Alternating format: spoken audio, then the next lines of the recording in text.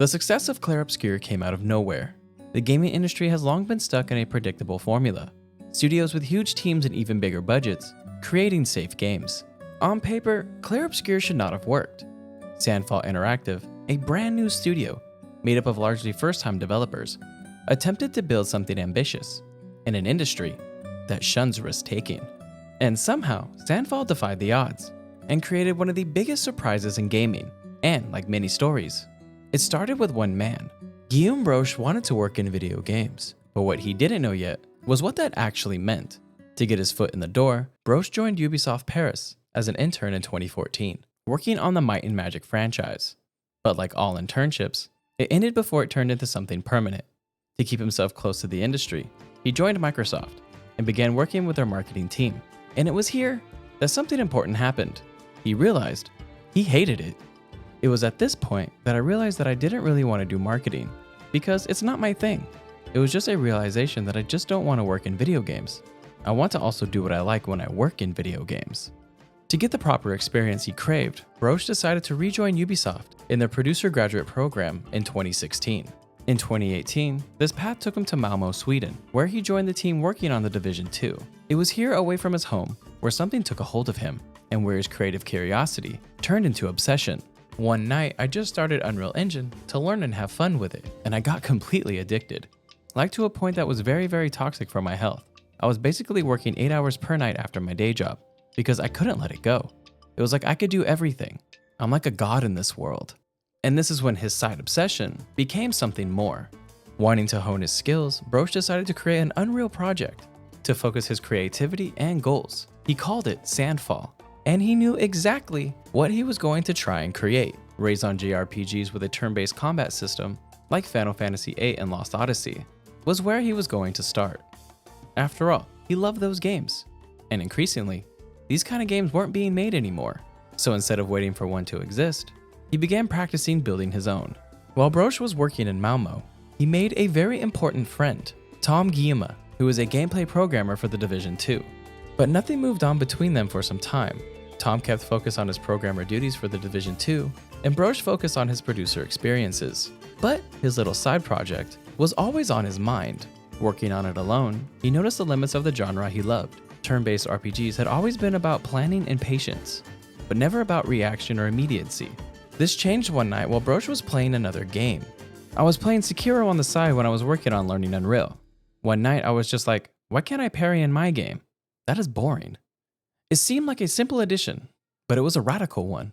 Instead of keeping turn-based combat static, Broche was experimenting with moments of skill and reaction, layered into a traditional methodical system.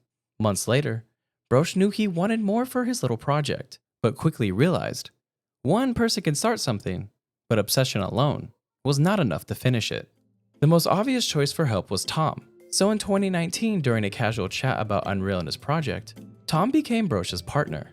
As he explained, I found myself casually chatting with Guillaume Broche about a side project on Unreal Engine he had started to work on. From there, I started helping him from time to time, and after a particularly productive coffee break, he sent me all the project files so I could start working on the project, Sandfall.u project. This casual chat sparked a turning point. What had been a solo project was quietly turning into the first prototype of Broche's reactive turn-based combat game.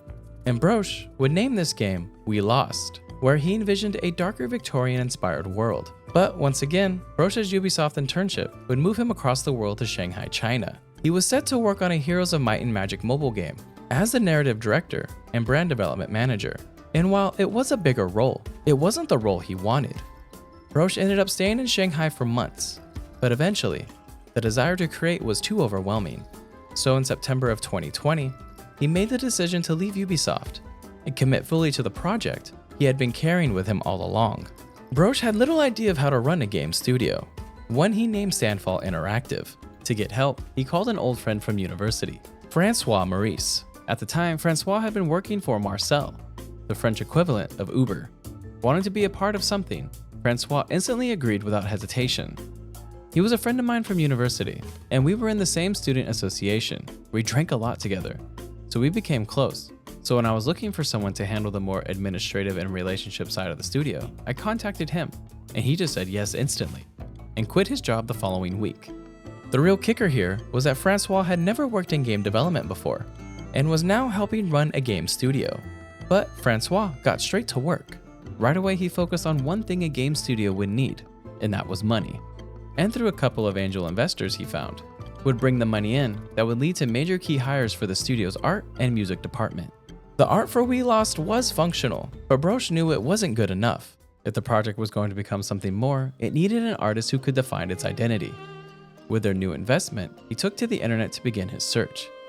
He went to countless art sites and began curating a list of artists he believed would take the project to another level. At the top of that list was Nicolas Maxon, who was working as a Cirque du Soleil concept artist and illustrator at the time. Broch knew he was the one for the project, and reaching out to him turned out to be far less complicated than expected. Broch explained. Nicolas was basically the top one. I sent a mail to Nicolas, and he was like, yeah, let's do it. With the project now moving toward an art direction, there was still one major piece missing. The game was totally void of any music. Broch knew his next party member needed to be a composer, and since finding an art director worked so well, Broch used the same approach. He scoured the internet, tirelessly looking through web pages and forums, and something happened that felt like destiny. He found a self-taught composer named Laurent Testard. I was looking for a composer, and I went to one very obscure indie gaming forum with like 10 people on it. One night, 1 hour before me, Laurent went to this forum, and he'd never been there ever either. He just posted this song, and I was like, oh, this is very cool. Okay, let me contact him. Just sent him mail, and he said, yeah, okay, let's do it. Guillaume's party was now made up of some of the least experienced people imaginable. A game director teaching himself Unreal from scratch, an art director who had never worked in video games, a composer with no formal training or professional credits, and a studio boss who never led a studio. And for a while, this was the entire team. Broch still needed a programmer though, and Tom didn't join right away. He stayed at Ubisoft helping when he could, but still wasn't committing. It took months before he made the leap though. But when he finally joined, the project was ready to become more than a side obsession. At this point, Sandfall had been working on We Lost for months. Tom and Broch were working on the combat system, Nicolas was defining his art direction for the Victorian-inspired game, and Laurent was still crafting his musical identity. But little by little, the game began taking form. But once again, they were running out of money. To keep the project alive, Francois needed something to bring to investors. The team made a decision to create a trailer to show off their concepts. This trailer needed voices for its characters though. So Broch did what he'd done every time the project needed something. He went back to the internet and posted on the Record This for Free subreddit. He didn't get many responses, but he did get one from a woman who was trying new things in life during lockdown in Australia. Her name was Jennifer Swedberg Yen, and Broch ended up offering her 2 voice roles for their trailer. But while he was looking to solve one problem, he accidentally solved a bigger one. During Discord conversations with Broch about her lines, something unexpected began to happen. What began as simple voice directions slowly turned into deeper discussions of the game. Since I'm a native English speaker and I do writing on the side for myself, I said, hey, do you want me to clean up the dialogue a bit? He's like, oh yeah, sure. And then we started talking about the story. And then I started asking, well, why is this happening? Oh, maybe this would be cool. It was very organic, and it just sort of spiraled from there. This escalation led Broch to bring Jen on, but not as a voice actor, but as the game's lead writer. A writer who had never worked in video games, who had never published anything professionally, and whose most recent work had been spending 2 months locked into a space module for a NASA psychological experiment. On paper, none of this made any sense, but there was something about Jen that Broch couldn't ignore, something that felt right for the team he was building. His party was now assembled, even if none of them fully knew what they were doing yet. A set of random people from random places, something that Broch was very well aware of. The whole story of the project is stupid. It's really just like people saying yes instantly. But nevertheless, it was now September 2020, and the real work could finally begin. The development of We Lost went on for months, and inside the studio, it felt like progress, but on the outside, it wasn't garnering any interest. Most investors were passing, and no publishers bid at their project. While this felt like failure, there was one positive, a little conversation with an investor that changed everything. We received one piece of feedback of someone who was a big fan of JRPGs, and he just told us, I think you can go a lot more original with what you do. So that kind of triggered it, but it was always in the back of my mind of, we can do better. And it was just like this little push that pushed us over the barrier.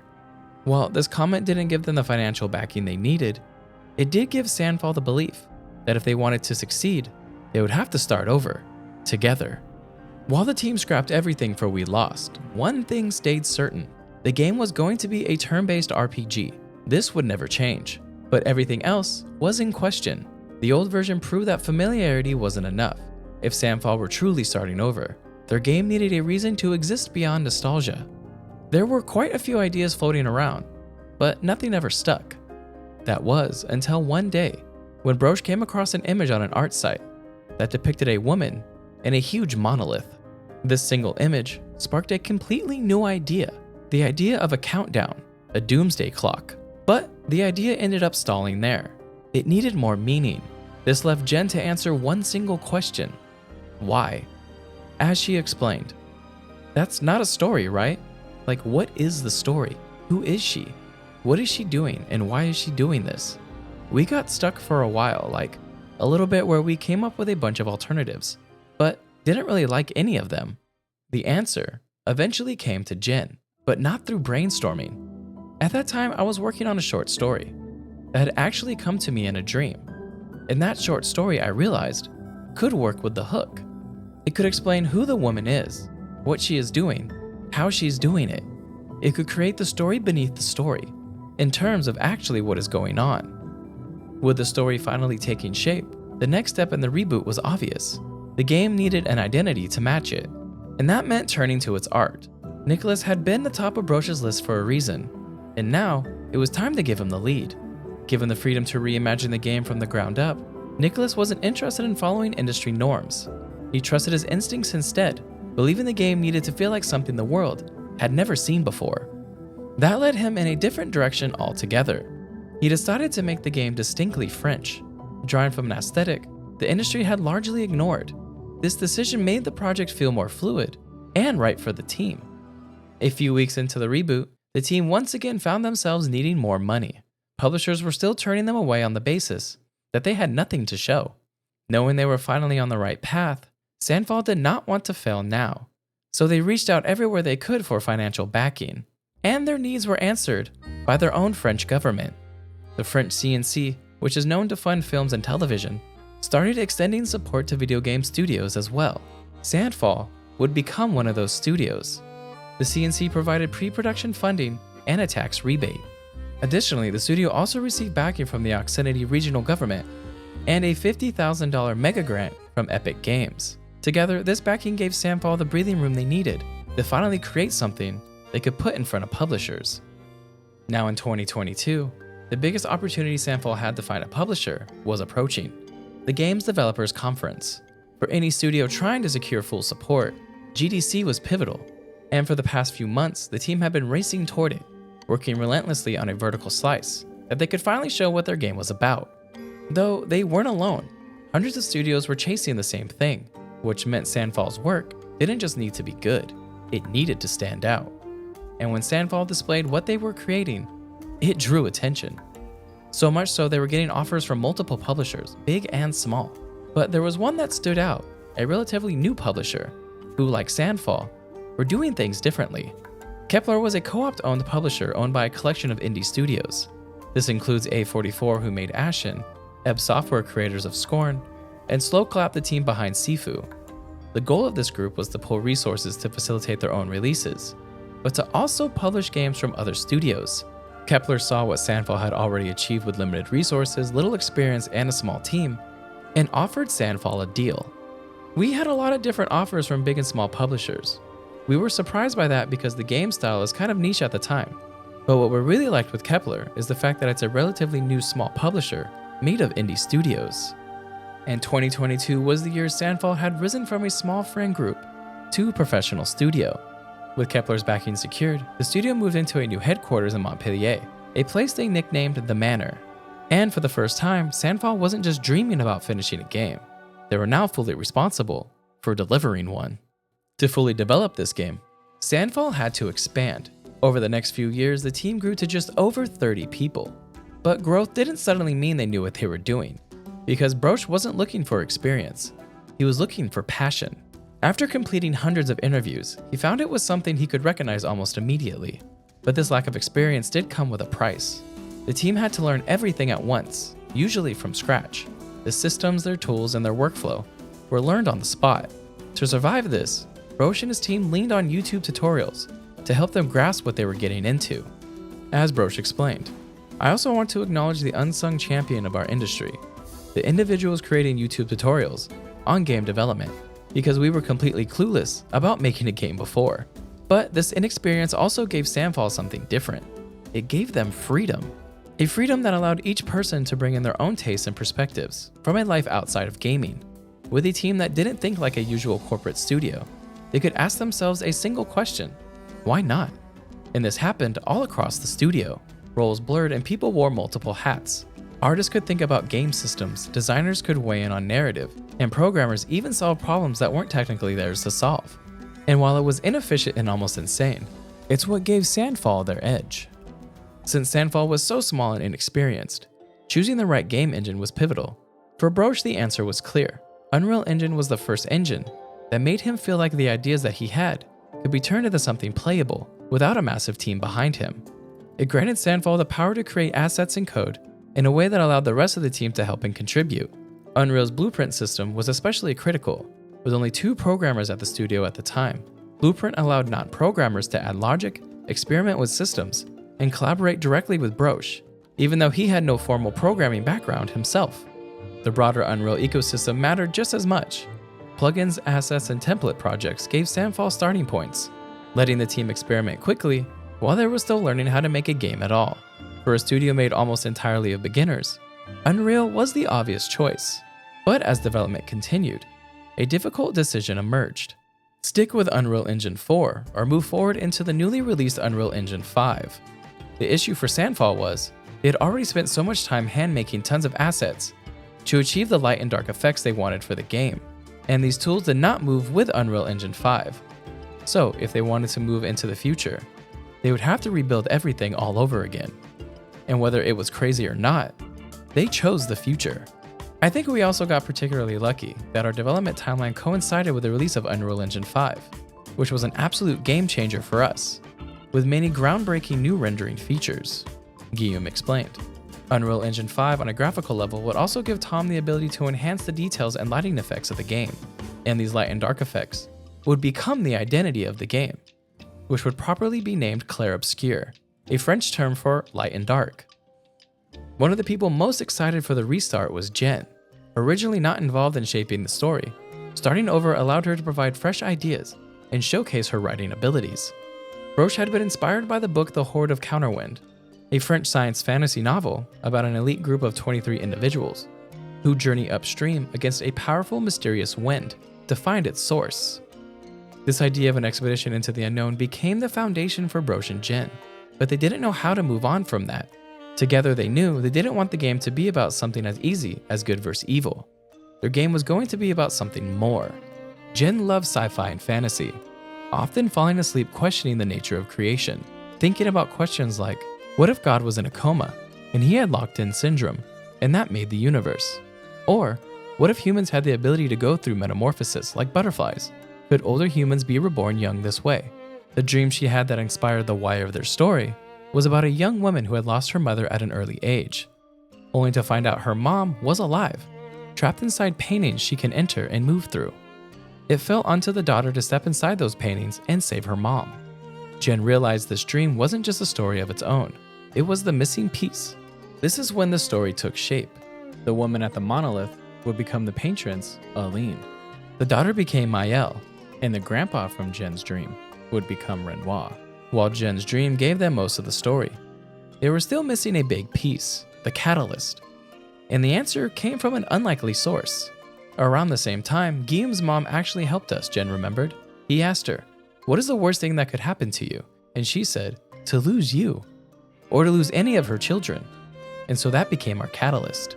The loss of loved ones was now a core theme for Clair Obscur.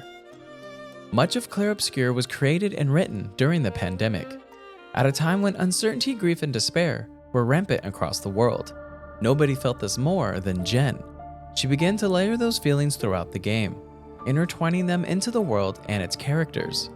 But there was one feeling that stood out even more than the others, and that was worry. There was one line with a character who says the best thing she can do for her children is not to have them in this world. And that was how I was feeling in 2020, she said. Not just with the pandemic, but with the future of humanity, in terms of how we treat each other, wars, the conflicts, divisiveness. While the pandemic let Jen pour her sadness into the game, it also let her explore a more complex side of human nature, empathy. Clair Obscur became a story about understanding people we do and don't know, and how individuals react differently to a society-wide threat. But translating those themes into the main cast wasn't easy. In the early drafts, the writing often felt forced, as Jen explained. I think we're very interested in who people are and why they're doing what they're doing. There were difficult times when we started to drift more into like a plot, where we wanted this kind of plot point and the characters just didn't want to go there. What Jen came to realize though, was that she needed to find a way to enter a scene, and finding the right opening line became the key. What I eventually realized for myself, I really needed to think about how do I enter the scene, sort of a setup, and usually it's the first line. If I can find the right first line, the rest is roleplaying each character, as they want to react. The reason it became so easy for Jen to roleplay these characters was simple. She wasn't inventing them from nothing, she was drawing from herself. The main cast became reflections of different moments in her life, which is why the writing carried so much emotional weight. Writing Clair Obscur meant revisiting her own past, and in some cases, her own trauma. Mael was drawn from Jen's teen self, the extreme loneliness and feeling that something just didn't make sense about the world, like everyone else just got what she didn't seem to get. Lune came from a different chapter, Jen's time working in finance and academia, a life shaped by expectations, pressure, and the question of whether success was actually fulfillment.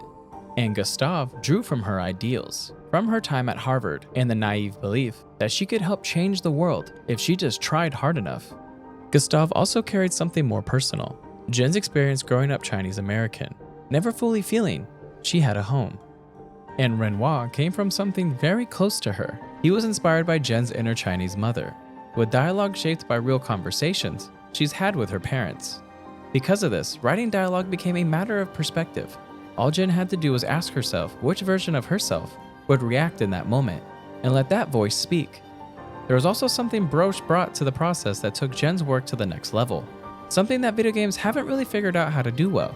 He loved films where characters communicate without words. The use of silently telling the story became a staple to the characters he and Jen wrote. Broche made sure their eyes and body language told stories of their own. While the characters were created with distinct parts of Jen's personal life, each one was designed with their own core characteristics. In a world defined by inevitable death, Sandfall made a deliberate choice. The people sent on the expedition were not going to be warriors or chosen heroes. They were ordinary people. Clair Obscur's expedition party grew from that philosophy. People who know how to build, repair, observe, and adapt. Character creation became a constant back and forth between story and systems. While some traits came from writing, others were decided by gameplay. More than anything though, the characters were shaped by the world itself. Jen and Broche kept returning to the same question. What kind of people would actually live in this world? And how do you make players care about them, not because they're powerful, but because they're human? The answer again came from grief. But this time, it wasn't just grief existing. It was grief as something to be managed. This is why the characters lean into trying to be useful, or dive into knowledge and understanding, while some detach themselves and become more observational. They are not warriors or heroes. They're merely people coexisting in a world of repeated death. That same philosophy carries into how the relationships are written. The bonds formed during the journey are not driven by destiny or fate. They exist because the characters share a common purpose and limited time. While Jen was designing these relationships, she structured them across 7 levels. Each level unlocked a new dialogue, with the 6 acting as a defining moment for a character.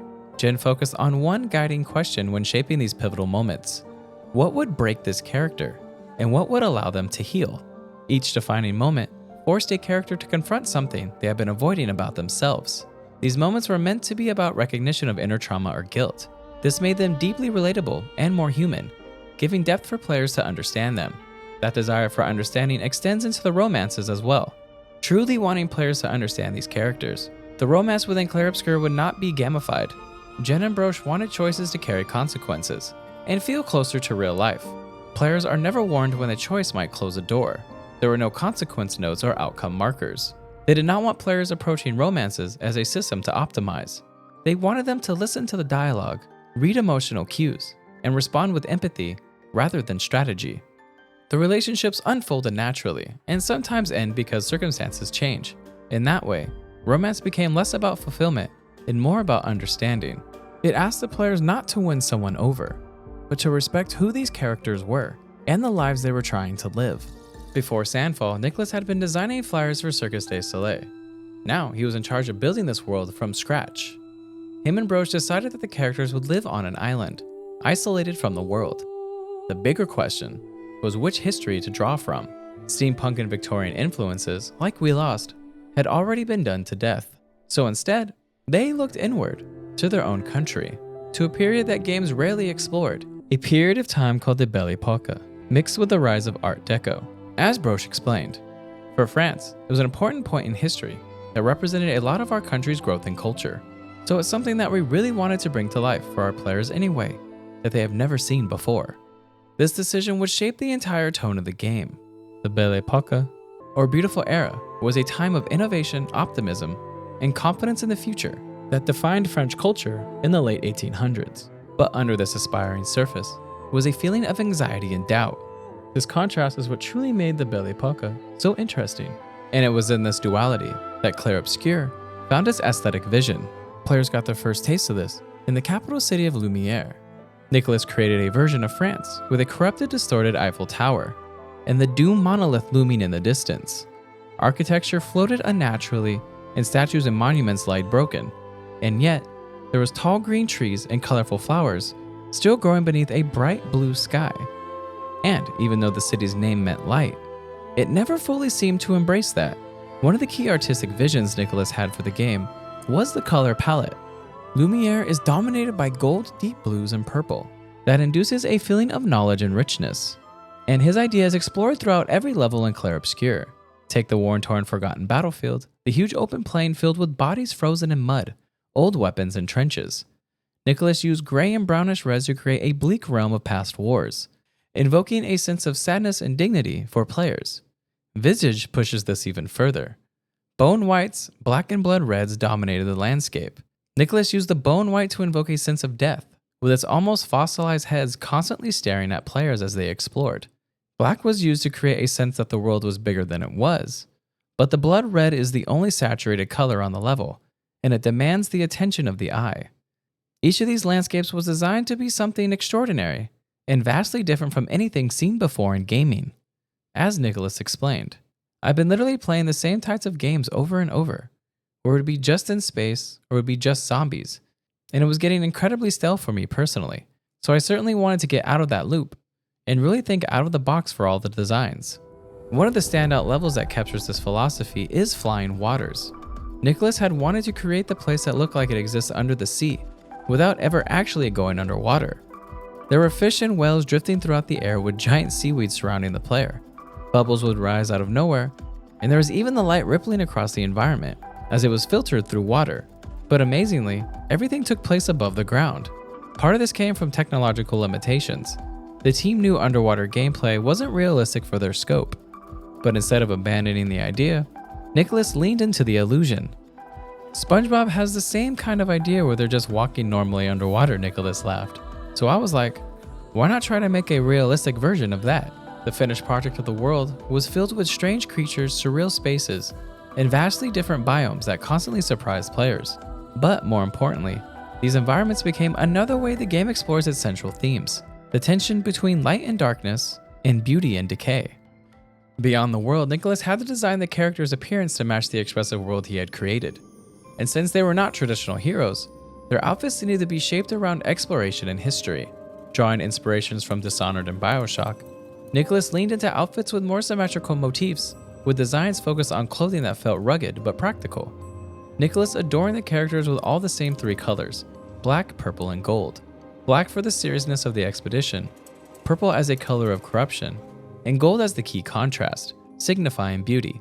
And each one would have their own distinct flourishes that reflected their personality. Gustav wasn't made as someone chasing hope, but protecting it. His asymmetry of his design, with his mechanical arm, suggested a wounded past.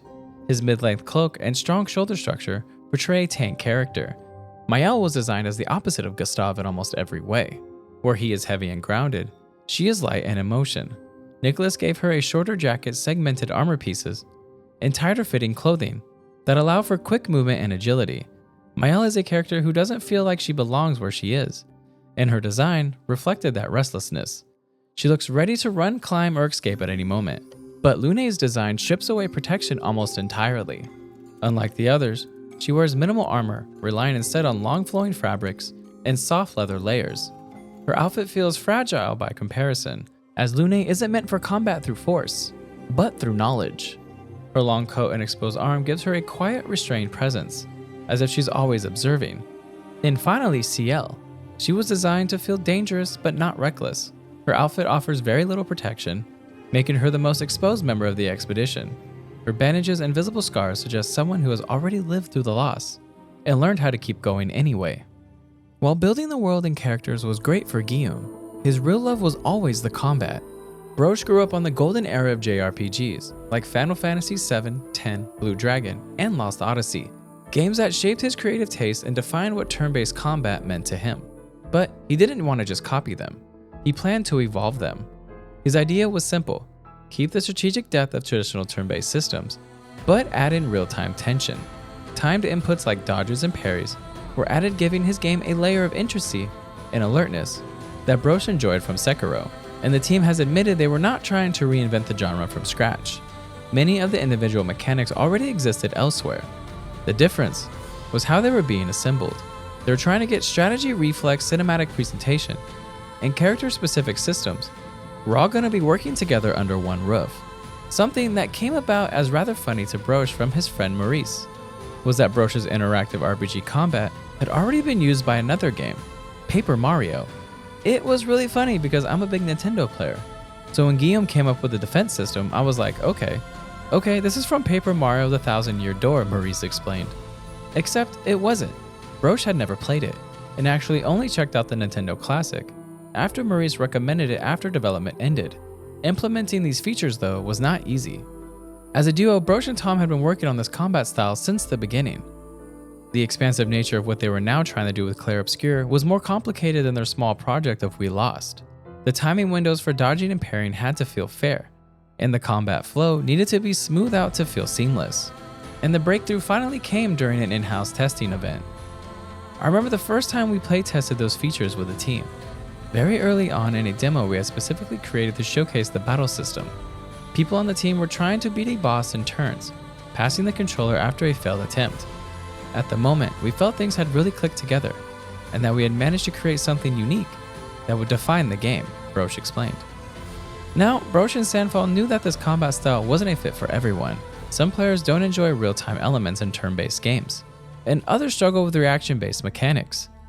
But Sandfall gave people multiple ways around them. Players could turn them off in accessibility settings, you could ignore them altogether, or players can lean deep into customization through Pictos, Lumina's equipment, and skill trees. And that's where lead designer Michael Nora entered the picture. Inspired by games like Dota 2 and Path of Exile, Nora wanted players to experiment. He wasn't afraid of chaos. He wanted builds to feel creative, flexible, and even breakable. Dota 2 and Path of Exile are well known for their creativity and character builds, and Nora wanted that in Clair Obscur, as he knew this was a huge fun factor for players. So when it came time to balance builds and items, Nora did his best to allow players to break the game. Within reason, of course. Nora's philosophy was very simple: give players tools, not restrictions. If someone wants to create a ridiculous overpowered strategy, let them try. Now that the combat was being smoothed out and the design was being implemented and the math behind the game was being dealt with, one thing still wasn't very good. It didn't look cool enough. To fix this issue, Broche searched all of France for an animator, but had no luck. He then expanded to all of Europe and still had no luck. He knew what he wanted and he wasn't going to settle for less. And he finally found the animator he was looking for when he was browsing YouTube. His name was Kim Sung-yoon, a Korean animator. The interesting part for Yoon was that he only joined to help part-time. While he was technically in charge, he still had a day job in Korea. So to help Broche, Yoon found 7 other of his animator friends that would also help part-time. And these 8 Korean animators animated all of the combat in the game, making all of Clair Obscur's amazing combat a side hustle. Sandfall also drew inspiration from the challenge-focused design of From Software's Soul series, which meant Clair Obscur wasn't meant to be easy. There are high difficulty enemies, optional bosses, and encounters built on the assumption that the player will die at least once, learn from their mistake, and then try again. And Sandfall understood something that often breaks RPG difficulty: luck. Nothing feels worse than losing because an enemy randomly targets the wrong character, or because a boss behaves unpredictably in a way that can't be countered. So Sandfall made it their duty to make sure these types of things did not occur, and players would only die from not taking advantage of the enemy's patterns correctly. If a player died, they should know why. That clarity is what makes the retry satisfying. Players learn that when they adjust, they can succeed. And when you finally land a perfect chain of parries or survive a brutal boss phase, the reward feels earned. To partner this combat of Clair Obscur, the team also was inspired by another JRPG, Persona 5. The one thing that stood out about Persona that the team loved was that something was always happening on screen. To get these same camera movements, animations, and VFX of Persona to work in their game, the team heavily relied on Unreal Sequencer to pull it off. This let the team use the skills as small cinematics, which they could then bind battle actions to. After months of exhausting work, Lumiere existed, the combat was expanding, and the characters had their looks. But none of it mattered if the characters didn't sound believable. To make sure there was continuity and a deep understanding of the world, Jen wrote a huge lore Bible. She mapped out the entire history of Lumiere, the rise and fall of previous expeditions, and even Gustav's family history, going back 4 generations. And she did all this for herself. It helped her understand who Gustav was, what shaped him from his family, how they see the world, and why they react the way they do. When it came to the actual game, the script was so in-depth that it ended up being over 800 pages, and that didn't include the NPC gestural dialogue. Originally written in a standard document, Jen realized that wasn't enough to align the team, so she converted the entire narrative into a visual PowerPoint presentation, then created a condensed narrative summary layered with concept art. This became the emotional guidebook for the team, and especially for the voice actors, so everyone understood the tones and the themes of Lumiere. Some of the voice actors read not just their own script, but other characters' full lore documents, which were roughly 30 pages each. And unlike many other games, Jen wrote the script like a Hollywood film. Every scene had structure, parentheticals, subtext, and emotional cues. It also helped that Jen became the VO producer. Before Sandfall, Jen worked as a private equity investor for 10 years, where she managed large deals and had to create big reports. This gave her management skills, which she now needed to oversee all of the voice work for the game.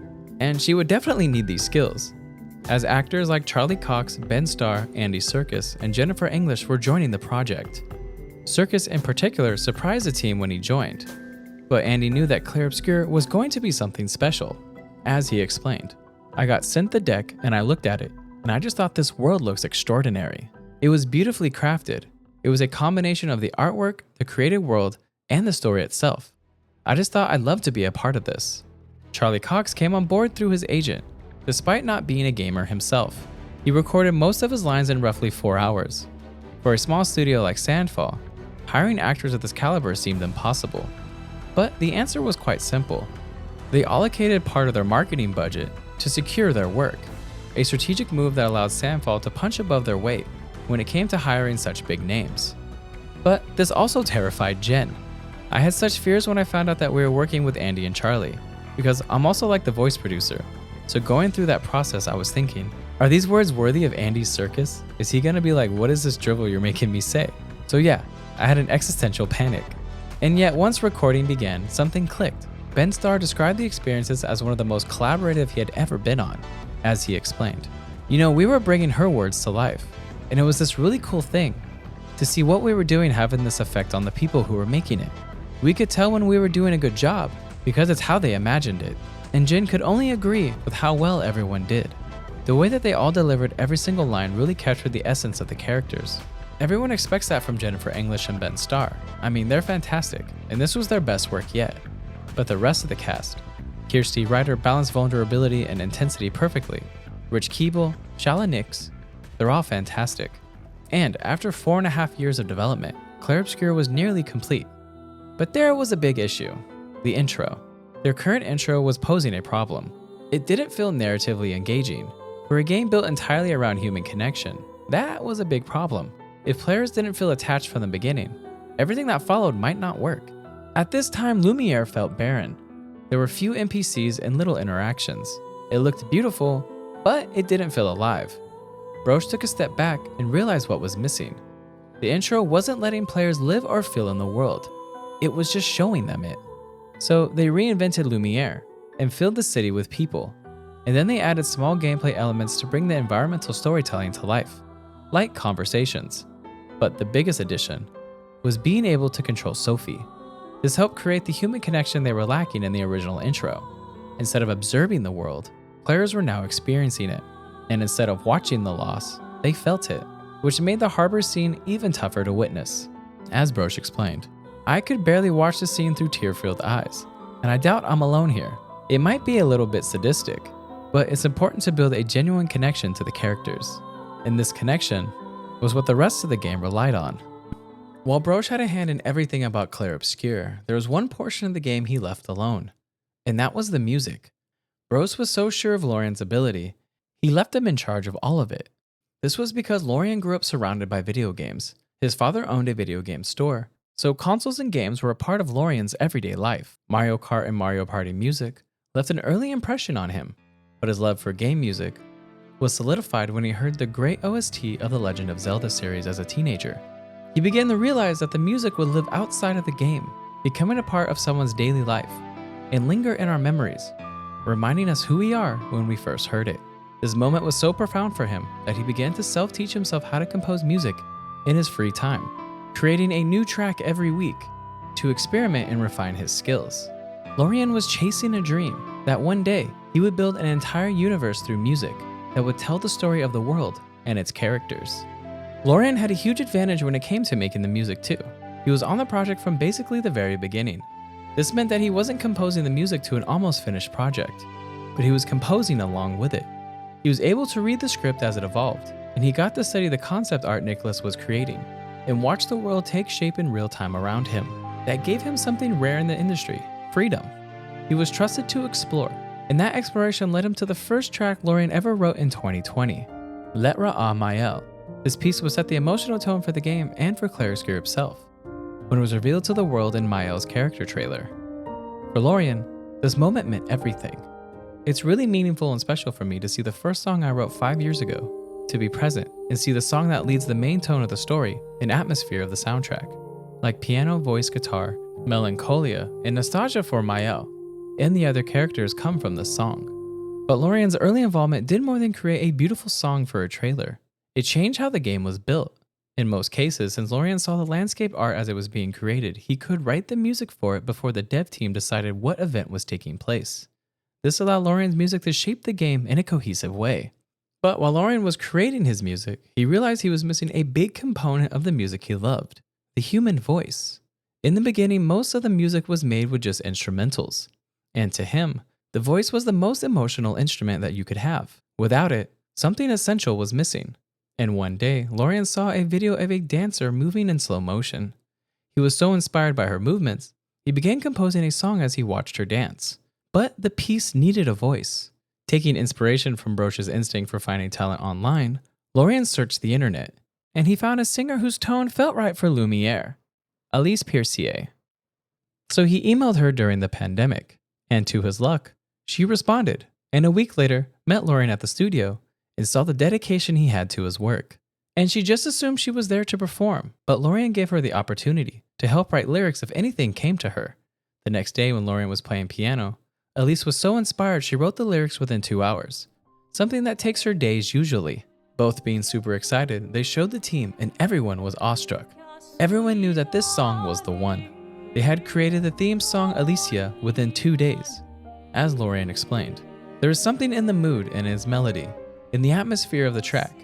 It's what we want to show and share to the player when they turn on the game. You open the game and hear it. The song tells so many things before you play and start the game.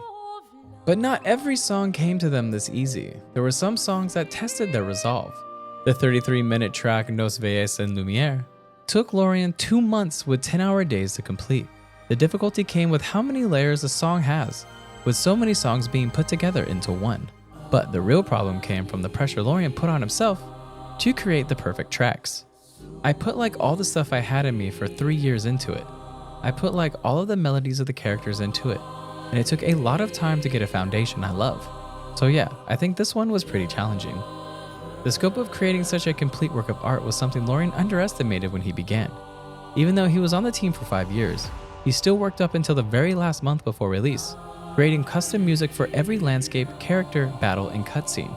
In the end, Lorien created over 150 individual songs for Clair Obscur, totaling over 8 hours of music.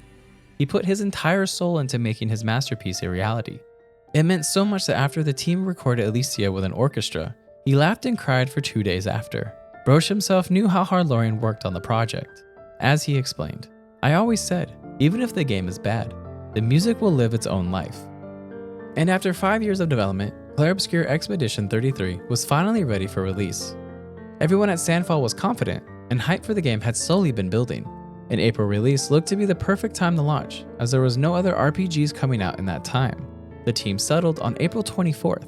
Then, just 2 days before their launch, Microsoft surprised everyone and launched the remake of Elder Scrolls Oblivion. It was a move that tried to use the hype of Clair Obscur for their own sales, and a move that tried to hinder their success. For a brief moment, Sandfall was worried. Competing against a legendary RPG that was returning to the spotlight was not a situation that Sandfall wanted to be in when launching their first game. But, in the end, it didn't matter. Clair Obscur exploded when it launched. Within only 30 days of release, over 3.5 million copies were sold, and by the end of 2025, that number surpassed 6 million. The response Sandfall saw on their turn-based RPG was extraordinary. Clair Obscur went on to win award after award, Game of the Year, Best RPG, Best Narrative, winning in every category it was in. And it became the game with the most Game of the Year awards ever. For a team that started with less than 10 developers, the reception of Clair Obscur was surreal. I haven't fully taken in what's happening. It was a very big moment for me, and a really beautiful moment in my life, Broch said. But the biggest surprise for the team was not the sales, but how strongly the game resonated with the players. As Broch explained, "I'd say the most surprising was how much the game resonates with people. It makes them feel very good. The emotional response to the game that blows us away, even more than sales. We make video games that give people some joy and wonder and excitement." It really shouldn't have been a surprise though, with how the team made the game. Unlike many modern studios that have hundreds or even thousands of devs, the core team at Sandfall was always only around 30 people.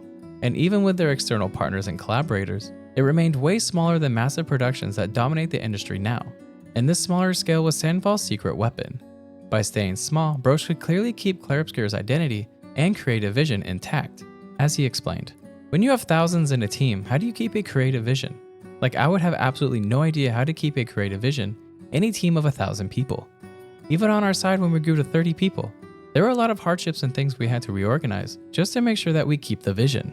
On top of that, in an industry that likes to chase trends and money, Sandfall focused on just creating the game they wanted to play. And this resonated with the people playing it. I think that maybe something that was lost in all these big productions is honesty and truth and joy. Just the joy of making games basically, because when you look at older games, you could feel the team behind it and feel the team trying to talk to you. I think this very much the human aspect of projects that lack in big games where everything has to be sanitized and just make sure you don't lose players. The humanness Sandfall put into Clair Obscur was its soul, exploring loss, memory, and legacy. With each expedition that comes before, leaving knowledge behind for the next. It's a philosophy captured in and on the game's central ideas, for those who come after us.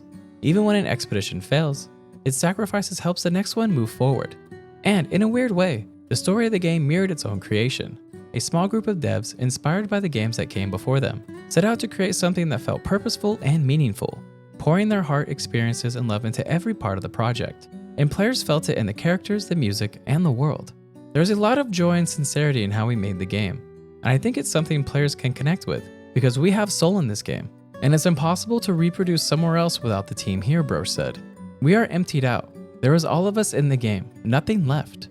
In an industry often dominated by massive budgets, safe franchises, and predictable formulas, Clair Obscur Expedition 33 reminded people of something that once defined the medium. That sometimes the most powerful games don't come from the biggest studios. They come from a small group of people who simply believe in an idea and are willing to chase it. If you enjoyed this video, check out this one here, as you'll most likely enjoy it as well.